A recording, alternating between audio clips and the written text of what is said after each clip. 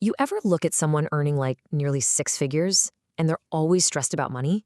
But then you see someone else making way less who seems totally fine, totally secure?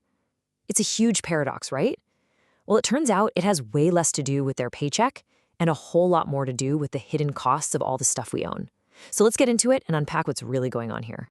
Okay, so picture two apartments in the same city. The first one belongs to our $95,000 earner.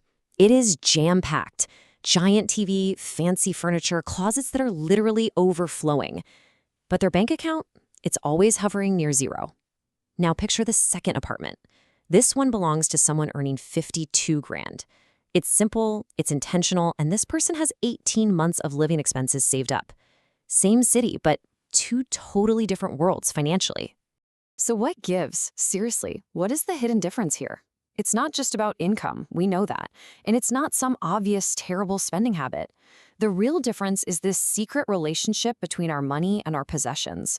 A secret that, honestly, most of us never get taught. And here's the core idea, the thing you have to understand.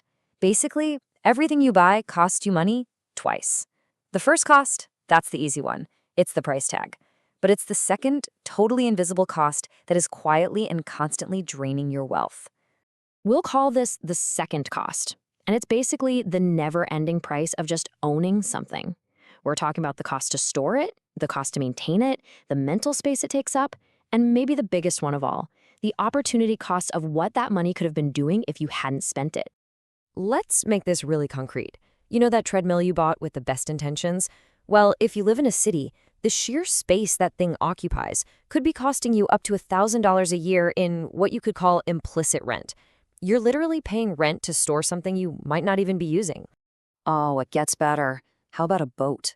The rule of thumb in the boating industry is that your annual maintenance, we're talking cleaning, insurance, storage, repairs, it costs about 10% of the boat's initial value. So that $30,000 boat? Yeah, that's another $3 grand every single year just for the privilege of owning it. And this one is the perfect example of opportunity cost. Let's say you built a $15,000 home gym. That's not just a $15,000 hole in your pocket. No. If you had invested that money instead, it could have easily grown to over $50,000 in about 15 years.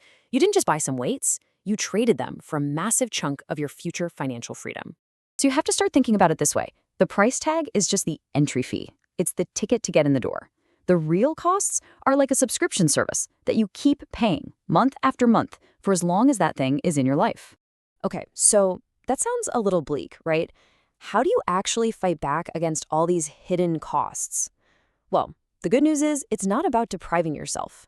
It's about having a clear playbook, a set of rules for managing your money and your stuff with a little more intention.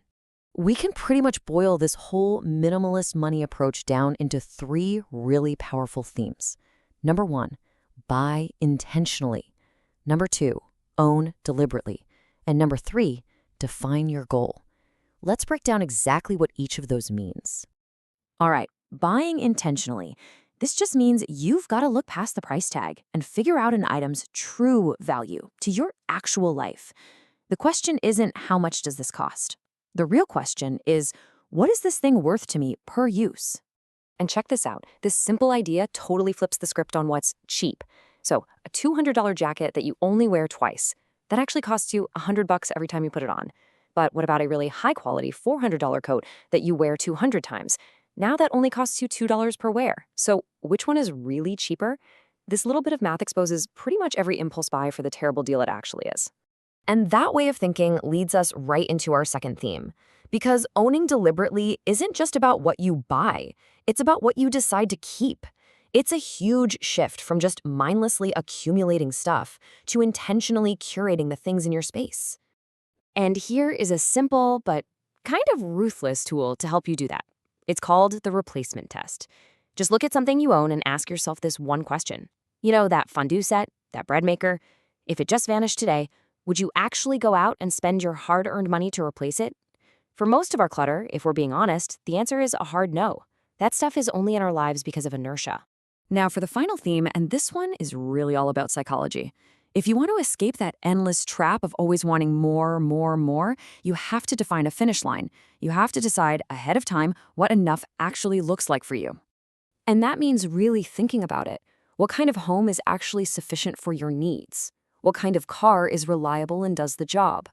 What kind of lifestyle truly brings you satisfaction? Because if you don't define that finish line, every single pay raise you ever get will just get swallowed up by lifestyle upgrades, and you'll never ever actually feel any wealthier. So at the end of the day, this all comes down to a really fundamental choice about the kind of life you want to build. Is it going to be a life that's defined by your possessions or one that's defined by your freedom?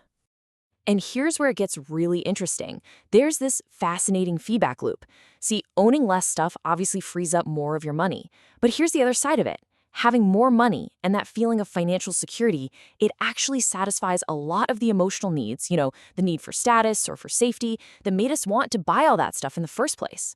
It basically creates a choice between two powerful cycles.